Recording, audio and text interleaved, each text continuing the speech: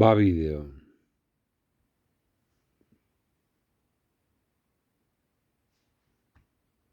Va. Edu Perez gitarra jotzen duen youtuberra. Gitarra gustuko dutenek Legazpiko Edu Perezek nola jotzen duen ikusteko aukera dute Edi Genius Guitar izenarekin duen YouTube kanalean. Edi Genius Guitar YouTubeko kanal bat da, batez ere gitarra soinuei eskainitakoa. Eduardo Perez Legazpi 1980 da arduraduna, eta 1590 harpidedun ditu. Gitarra jotzen grabatutako bideoak igotzen ditu bereziki, baina beste gai batzuk ere ukitzen ditu. Argitaratutako azkenetako bat, adibidez, abenduaren 3ko euskararen egunari eskaini dio. Edu, youtuberra izateaz gain, Legazpiko Gureak tailerreko langilea da. Aurretik Oñatiko Zahor lantegian egin zuen lan eta Ulman eta Beiotan ere ibili zen.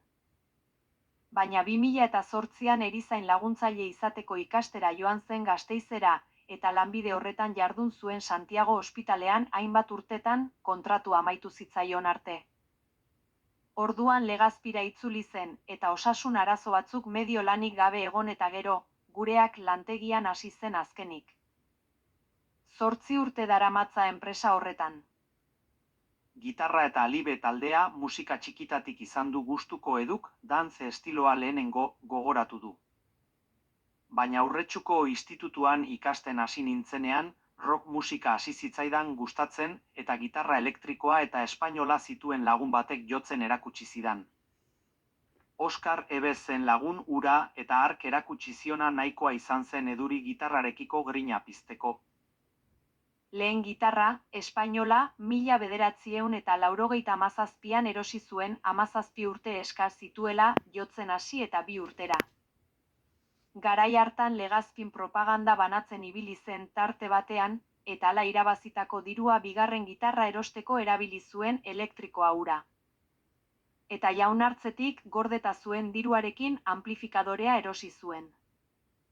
Ekipoa osatuta, erosi zituen musika aldizkarien laguntzarekin, bere kabuz hasi zen gitarra elektrikoa jotzen. Gerora, Josi Labayos musikariarekin ikasi zuen 2 urtez. Eta taldea sortu zuen 2010an Alibe. Urretxuko, Zumarragako eta Legazpiko musikariek osatu zuten.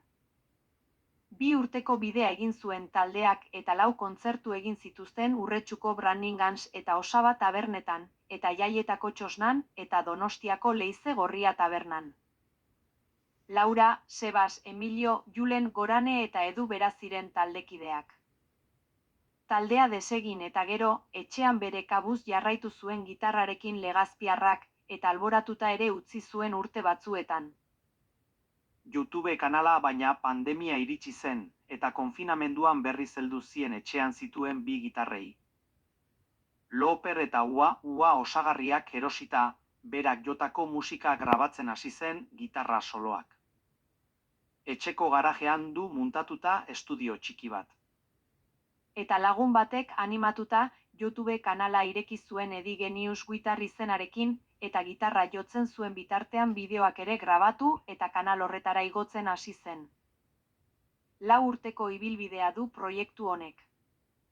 Eta dagoeneko lortu ditu 1590 harpidedun, eta tarte honetan 1.600dik gora bideo ditut bilduta eta 300.000tik gora bisita. Jende asko da, pozik nago. Beste musikari batzuen bertsioak igotzen ditu YouTubera Eduk, baina baita konposizio propioak ere. Ikusleei gustatzen zaie igotzen dudana, ondo dagoela diote askok.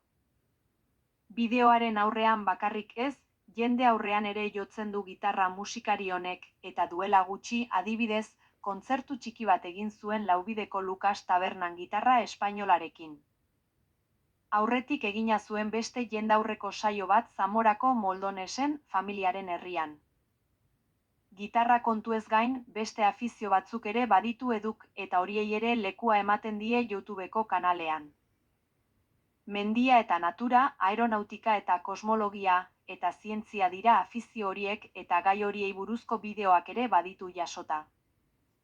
Hala eta guztiz ere, gitarra du afizio nagusi bere denbora librean, eta horrekin jarraitzeko asmoa dauka, YouTubera bideo gehiago igota.